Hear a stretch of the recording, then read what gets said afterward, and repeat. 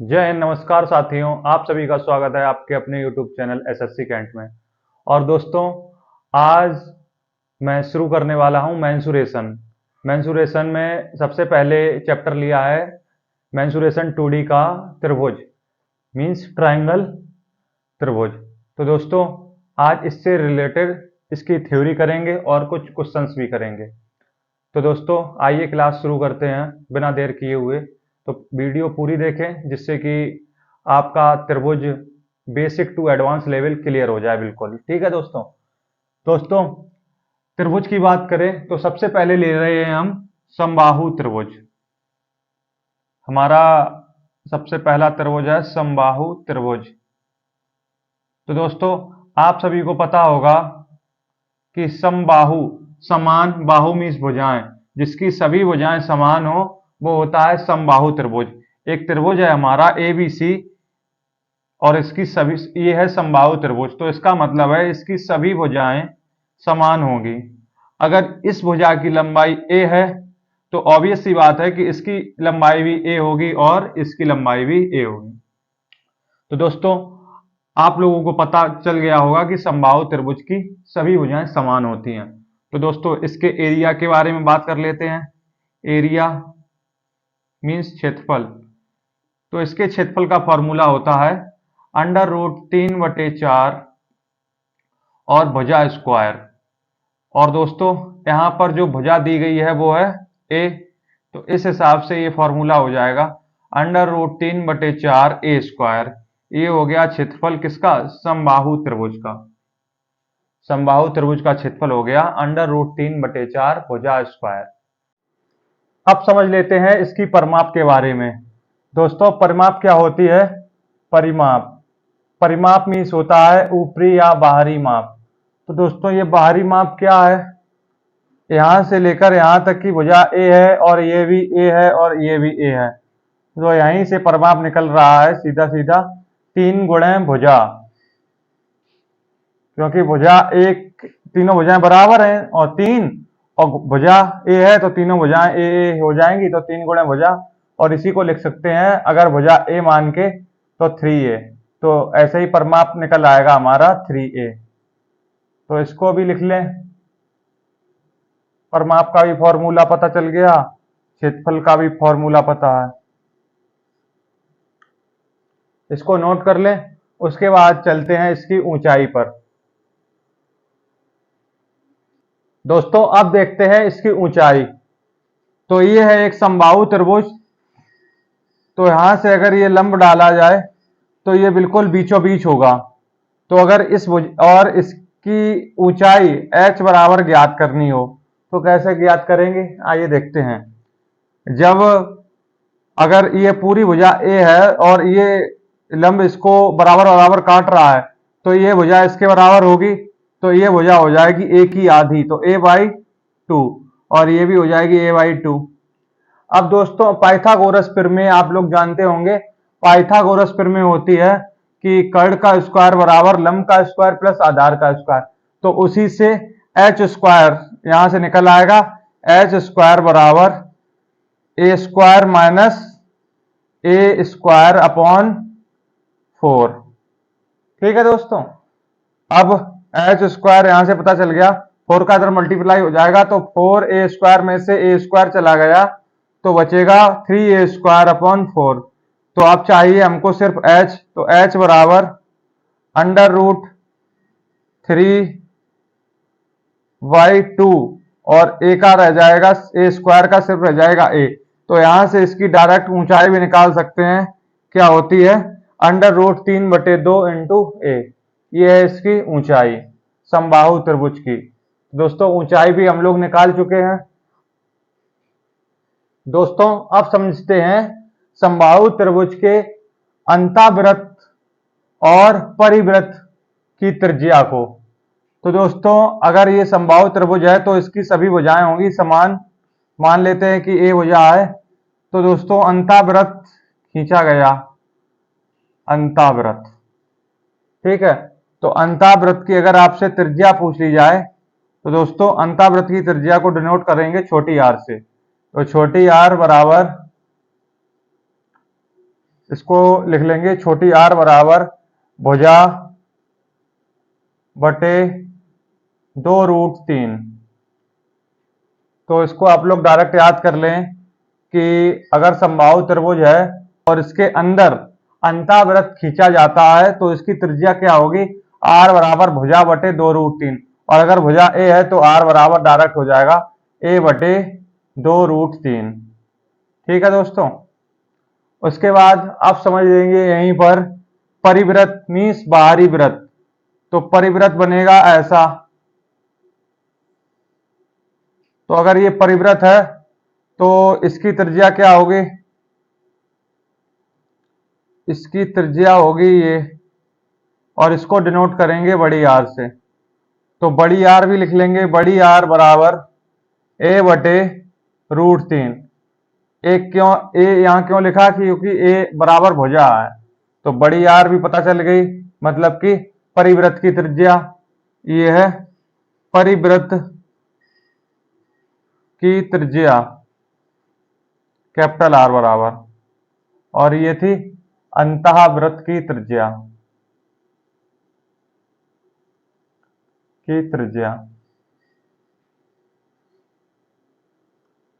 दोस्तों एक चीज और यहां से समझ सकते हैं, यह है परिवृत्त की त्रिज्या कैपिटल आर बराबर ए बटे √3, और यह है अंतःवृत्त की त्रिज्या स्मॉल आर बराबर ए बटे 2√3। मतलब कि परिवृत्त की त्रिज्या अंतःवृत्त की त्रिज्या की दोगुनी है।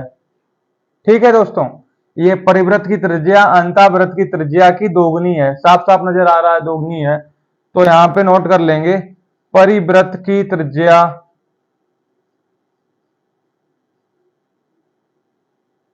बटे अंतःवृत्त की त्रिज्या, इनका दोस्तों अनुपात क्या हो जाएगा, 2/2:1। मतलब कि परिवृत्त की त्रिज्या होगी 2 तो अंतःवृत्त की त्रिज्या होगी 1। ये रहता है इनका अनुपात। तो दोस्तों परिवृत्त के क्षेत्रफल का अनुपात, परिवृत्त का क्षेत्रफल बटे अंतःवृत्त का क्षेत्रफल, ये क्या हो जाएगा। अब दोस्तों पता है भुजा हो गई है दोगुनी, तो क्षेत्रफल हो जाएगा 4 गुना, ये हो जाएगा 4/1। तो यहां से दोस्तों ये समझ में आ रहा है कि जो छोटा वाला वृत्त है इसका क्षेत्रफल इस बड़े वाले क्षेत्रफल का चौथाई होगा। ठीक, मतलब अगर बड़ा वाला वृत्त का क्षेत्रफल 4 है तो छोटे वाले वृत्त का क्षेत्रफल हमेशा कितना होगा, 1, क्योंकि इनका अनुपात है 4:1। तो ये चीज भी यहाँ पे समझ लें आप लोग, ये है परिवृत्त का क्षेत्रफल, ये है अंतःवृत्त का क्षेत्रफल। आइए दोस्तों अब आगे बढ़ते हैं, और ये हमारा समबाहु त्रिभुज, इसकी तीनों भुजाएं समान है, इसीलिए ये है समबाहु त्रिभुज। अब दोस्तों अगर समबाहु त्रिभुज में कहीं पर भी कोई पॉइंट है, जैसे ये एक पॉइंट है और यहां से ये लंब डाला गया है P1, ये है लंब P2, और ये है लंब P2, और ये है लंब P3। ठीक है, ये लंब P1, ये P2, ये P3, कहीं पे भी आप मान सकते हैं कोई पॉइंट है उसी से डाले गए लंब, ये हैं P1, P2, P3। तो दोस्तों यहां से P1, P2, P3, तो यहां से इसकी एक भुजा की लंबाई ज्ञात पता करनी है, तो क्या होगी, तो भुजा बराबर डायरेक्ट सूत्र होता है 2/√3 P1 plus P2 plus P3, ये डायरेक्ट सूत्र होता है। अब दोस्तों आप लोग सोच रहे होंगे कि ये डायरेक्ट सूत्र, अब दोस्तों आप लोग सोच रहे होंगे कि ये डायरेक्ट सूत्र तो पता चल गया, लेकिन ये आया कहां से है। तो आइए इसकी प्रॉपर्टी के बारे में जान लेते हैं, ये कहां से आया। अगर दोस्तों इसको यहां से मिला दें और इसको यहां से मिला दें, ठीक है, इसको यहां से मिला दें, तो आप लोगों को नजर आ रहा होगा एक त्रिभुज बनना है हमारा, ये अगर पॉइंट O मान ले AOB, और एक त्रिभुज बनना BOC, एक त्रिभुज बन रहा AOC।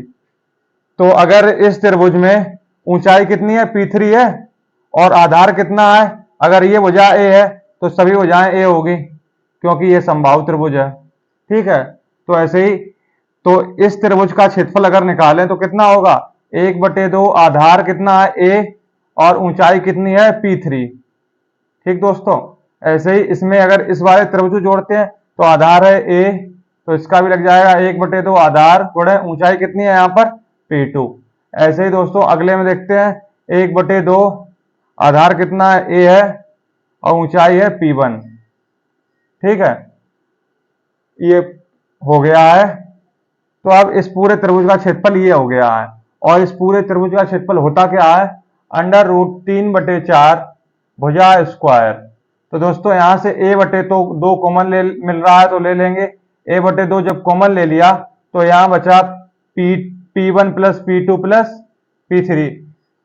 तो इसको सीधा सीधा लिख लिया P1 P2 P3, क्योंकि सब प्लस में बच रहा था तो सीधा लिख लिया। और यहां बचा 3/4 भुजा स्क्वायर। तो a से a कट गया। ठीक है, 2 दूनी 4 हो गया। तो अब a चाहिए, तो 2 का मल्टीप्लाई इधर हो जाएगा क्योंकि भाग में, और 3 नीचे आ जाएगा। तो यहीं से पता चल जाएगा कि 2/3 P1 + P2 + P3 ये किसके बराबर है, a के बराबर। तो a क्या है, भुजा। तो भुजा अगर a मानते हैं तो डायरेक्ट ये सूत्र हमने लिखवाया था जो पहले, यही यहां से निकल के आ रहा है, ये इसलिए होता है। ठीक है, अगर कोई आपसे पूछे ये सूत्र कहां से आया है तो आप लोग इसको डेरिवेशन करके आप बता सकते हैं ये सूत्र यहां से आया है। ठीक है दोस्तों, अब यहाँ पे हम लोग एक चीज और समझ रहे हैं, तो उसको समझते हैं कि अभी हम लोगों ने h बराबर निकाला है, तो ऊंचाई बराबर क्या निकाला था, √3/2 इंटू भुजा। इससे पहले आप लोग पीछे देखिएगा, हमने अभी ऊंचाई निकाली थी h बराबर √3/2 इंटू भुजा। ठीक है दोस्तों, तो यहां से भी भुजा पता चल जाएगी। तो भुजा कितनी हो जाएगी, भुजा a बराबर 2h/√3। ठीक है, यहां से ये पता चल गया, a बराबर 2/√3 इंटू h हो गया। तो दोस्तों यहां भी a बराबर इतना है, यहां भी a बराबर इतना है, तो इन दोनों को बराबर बराबर कर देंगे, बराबर बराबर रख देंगे। तो यहां से क्या हो जाएगा, जब a की वैल्यू है 2h/√3 बराबर, ये किसके बराबर है, इसके बराबर होगा क्योंकि a बराबर a के है। तो 2/√3 P1 + P2 + P3। तो 2/3 से 2/3 कट जाएगा यहां से डायरेक्ट। अब दोस्तों h बराबर, यहां पर h बराबर क्या हो जाएगा, P1 + P2 + P3। तो ये एक नया सूत्र बन गया। सूत्र नहीं, आप डायरेक्ट इसको समझ सकते हैं ये क्या है। अगर दोस्तों ये लंब दे दिए जाए P1 P2 P3 और इसकी अगर ऊंचाई पूछ ली जाए तो आप लोग डायरेक्ट इसकी ऊंचाई निकाल सकते हैं। h बराबर P1 + P2 + P3 कहां से आया, यहीं से आया है कि एक भुजा अगर ये है और h बराबर भी भुजा होता है, दोनों को बराबर रख के यहां से पता चल गया कि h बराबर P1 + P2 + P3 होगा। तो ये भी आप लोग नोट कर लें, क्योंकि अगर इस प्रकार से दिया जाएगा तो आप लोगों को क्षेत्रफल निकालने में बहुत आसानी रहेगी। ठीक है दोस्तों, तो उसको भी नोट कर लें, फिर आगे बढ़ते हैं। दोस्तों समबाहु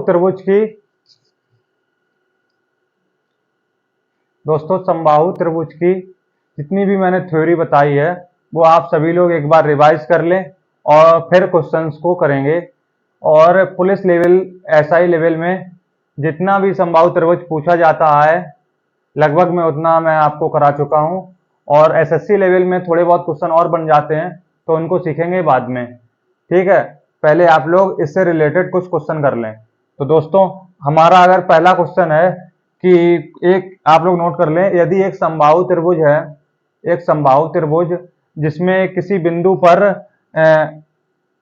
बिंदु पर 3 लंब डाले गए हैं P1 P2 P3, P1 P2 P3, P1 P2 P3, और P1 बराबर 3√3 है, P2 बराबर 4√3 है और P3 बराबर 5√3 है। तो इस समबाहु त्रिभुज का क्षेत्रफल ज्ञात करना है।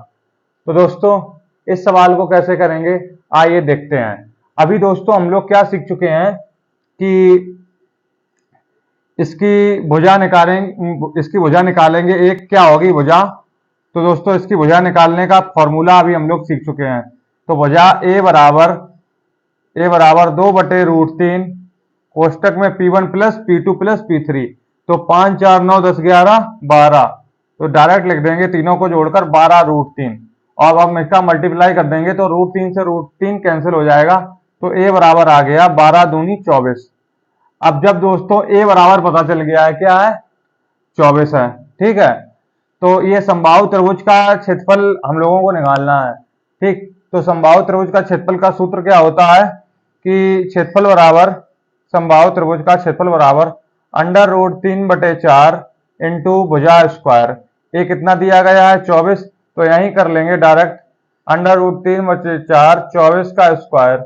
तो 4 से ये कट जाएगा 6 बार, और 6 चौको 24 की 4 हासिल लगी 2, 6 दूनी 12 2 14।